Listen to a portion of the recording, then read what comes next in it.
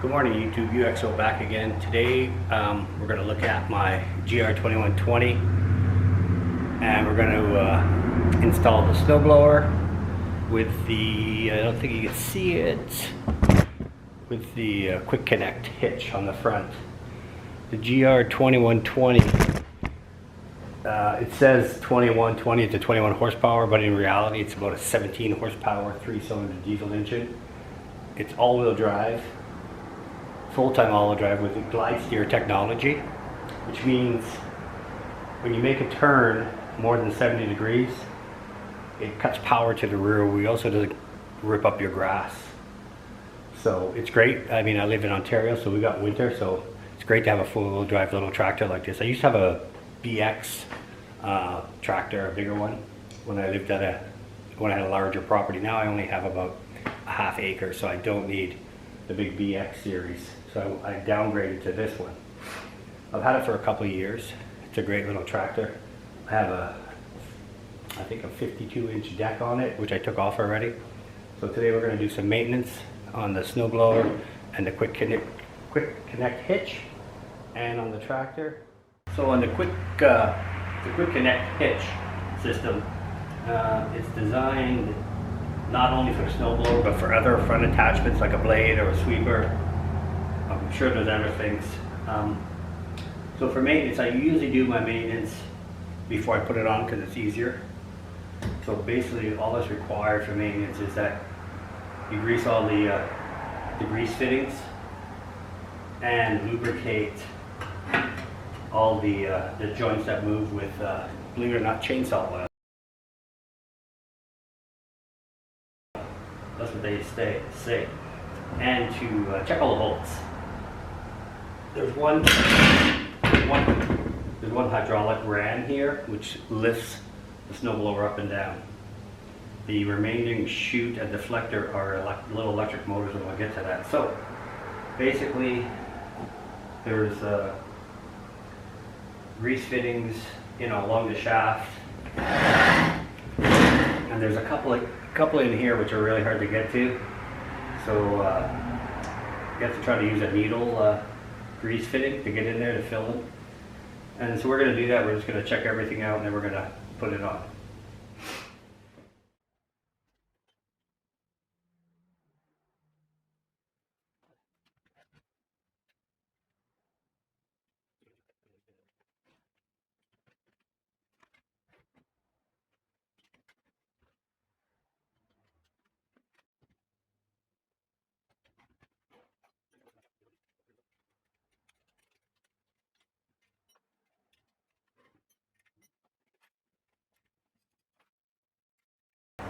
So that's when you know you got enough grease in it, is when you can see all the grease come out of all the fittings.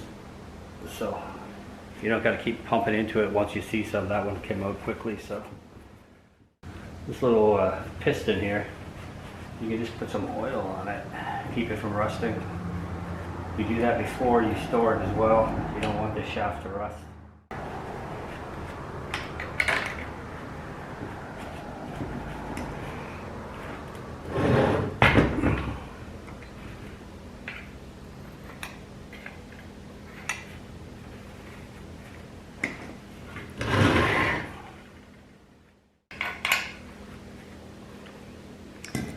That's basically it for that. I mean,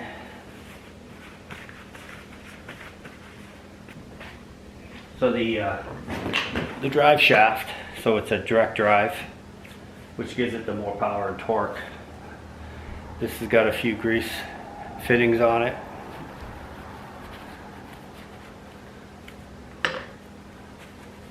This one was done, of course, in the spring, so I mean I don't really need to do it again, because it's all good to go. There's all kinds of grease all over it. So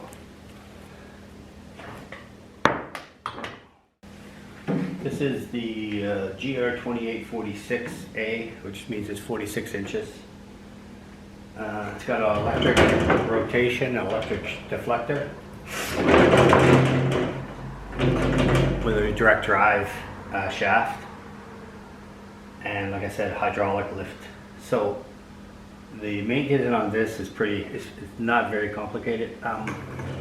You got the drive chain, which is located in this box. You remove 4 screws. Same thing, you use chainsaw bar oil. I think it's every 4 hours. Or in the front you got a gearbox, which I've already checked in the spring, so it's full. You got a couple of grease fittings that you have to grease, and your shear bolts. You got 2 in the front and you got 1 on the main auger back here. Right here. So in the spring, after I put it away, I clean it all and I spray paint any of it to make sure the rust doesn't form too deep. Okay, I'm back. Really like this little grease gun I bought. I have a normal size one, but this one's great for. So I don't know if you can see that. Let's see, you can see the grease, the old grease coming out.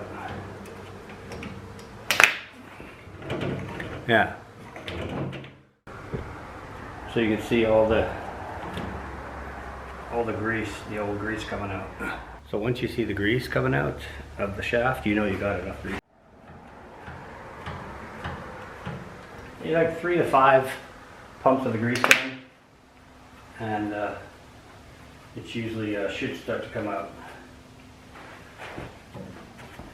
Again, you don't have to take off the old grease, but I like to.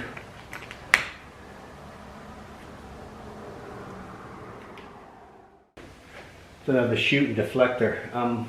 Also in the spring, I remove the chute and deflector and clean all the gump that's in here. You should never use grease or anything in here because you don't want it to attract the dirt.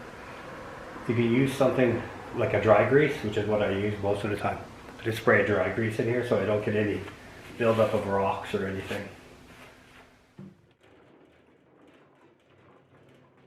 So now the last part, we'll take off the chain housing. Actually, only 2 screws, not 4.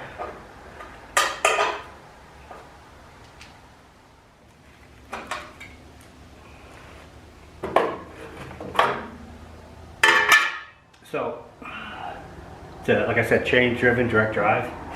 This chain should be no more than 1/4 of an inch. You gotta push in on it. Of course, all this is in your manual. So basically just put a little bit of bar oil around the chain.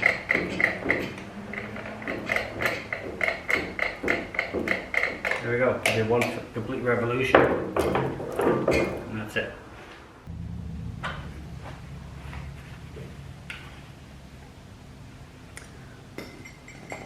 Of course, once I put it on, we'll check the shoes. I personally like to have it.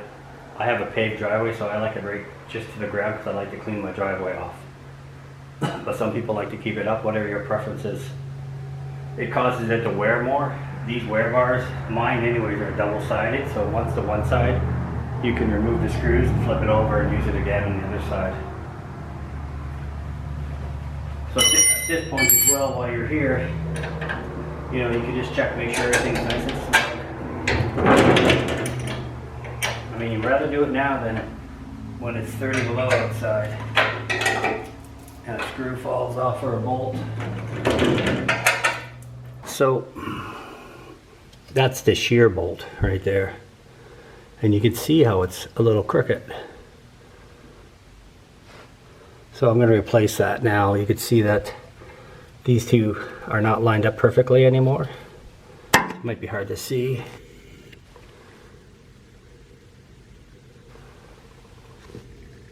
It's all the same color. Yeah, there you go. So you can see how this is not lined up together. So right, you see how this one, the back one, is not lined up with the front one. So, and the bolt's going in a little bit of an angle. So I'm going to remove that and put a new shear bolt in there before the winter starts. Everybody's info, usually inside it tells you the proper shear bolts you require. So I have both of those types of shear bolts that I bought from Kubota.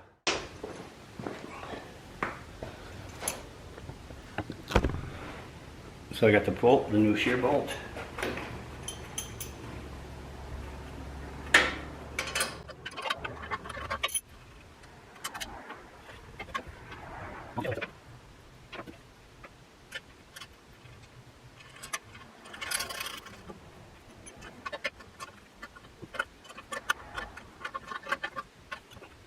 So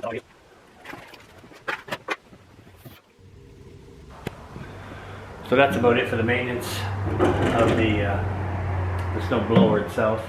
Yeah, I spray some grease in here in the summer so it keeps it from rusting. So what we're going to do next is we're going to install the Fun Connect hitch onto the front of the GR2120.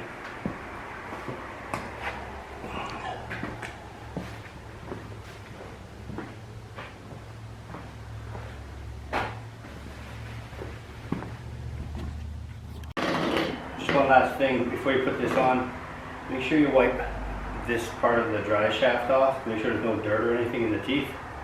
And just take your finger with some grease and put some grease in there so this will slide it. Even though there's a grease nipple or a grease fitting on here, it just helps to spread it around so that this is nice and lubricated. So all you simply have to do is remove this pin.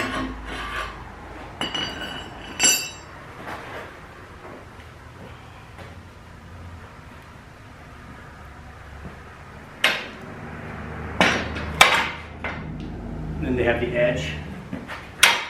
Slide it under and set the edge on the front of the bumper. This sometimes is a little tricky.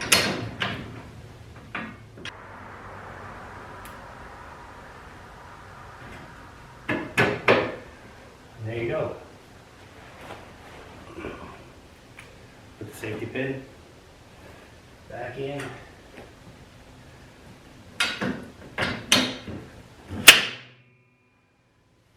So that's basically the setup. You know, you set it on, you put the pin back in, and then we're going to connect the drive shaft.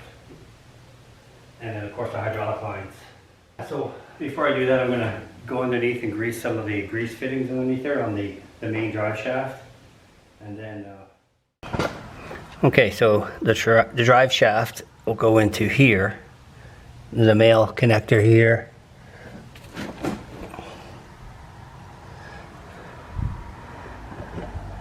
And a male connector up there. So you put the first one in here first because it's got a longer shaft, so you can slide back and forth, so you can make room to put the second one in. So I'll show you. We'll grab it. So first, this is the front of the drive shaft. It's got the longer shank, so it allows it to move back and forth to get the second one on. So like I said, there's grease in there, so basically we're just gonna line it up and see how it slides all the way in. So now we got room to be able to get the back one on. The back one's always a little bit more fussy. It's got a snap ring that you gotta pull back and then slide it into it. This is the reason this slides back and forth, so you can line it up.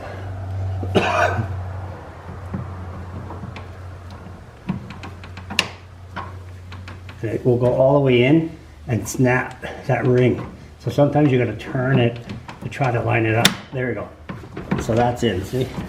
So that shaft is in now. And you can turn this by hand because it's not connected to anything. So as long as that snap ring snaps in that way, that's not coming out. And that's it for the drive shaft. So now the drive shaft is in, we're going to hook the hydraulics up. So with any hydraulic system, you want to make sure there's no pressure in the hydraulic system.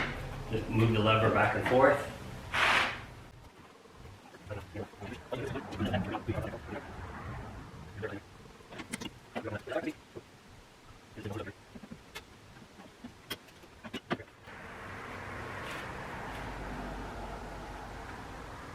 So I'm going to start it up. I'm going to start it up and see if we have hydraulic pressure to lift the Fun Connect. Okay. Make sure we're not leaking. That's basically your setup of the Fun Connect. So it's quite simple. Quick review. Yeah, you put it on, set it on here, put the one pin in, hook up the drive shaft, and that's it. The back part, when the weight's on the snow, when the snow blows out, the weight will keep it up against the back part here. There's nothing in the back to do. maintenance is to grease all the grease fittings and put some chain bar oil on all the moving parts. So now we're going to move the snowblower into position.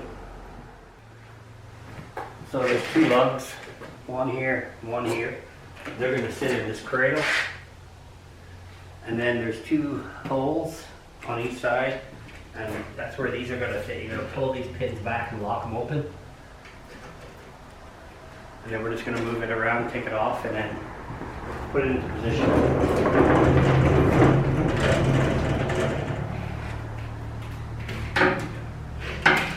Get it off here without killing myself.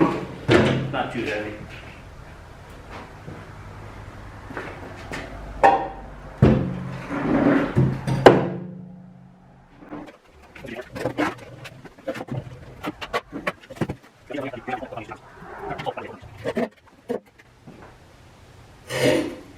I mean, they show you that you could do this by driving up to it and raising up the fun connect. It's just as easy to leave the fun connect low and just push it back. It's not very heavy, but you can. If it's sitting on the ground, you can drive right up to it, raise it up, put the bottom pins in.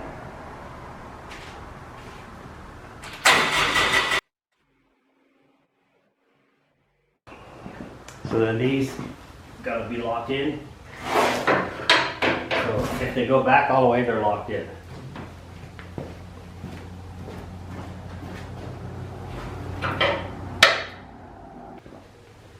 Then this lever will engage the drive shaft from this drive shaft to this drive shaft. Push it back and it's engaged. I like to just turn the auger by hand to make sure it's engaged.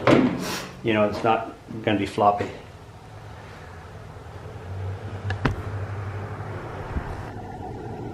So now what's left to do is to hook up the electrical for the electric auger and deflector. Sorry, not auger, chute. Electric chute as a deflector. Go in there. And then this can fit back in here. Back into the holder.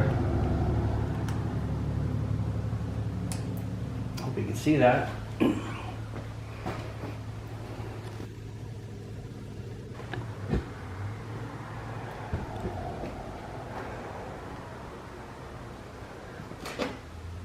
Yeah, you can see where I connected it, and then the cover, the dust cover, goes back into the bracket that's on here. So now we should have electrical for our deflector. Our deflector and our rotation should work now. So I'll just turn the power on and confirm it.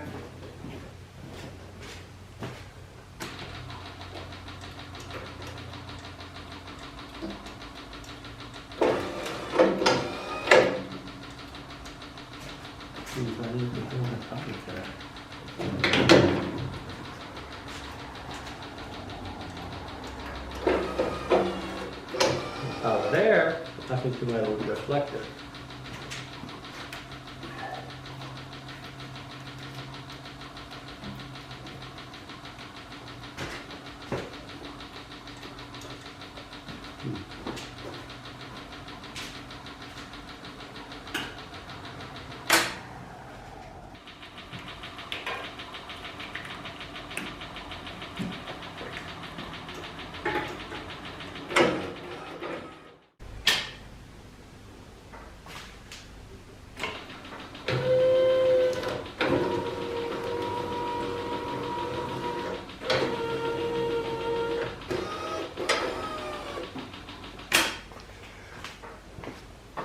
Okay, so what the problem was is that I had a loose connection on this little electric motor that would cut out every once in a while.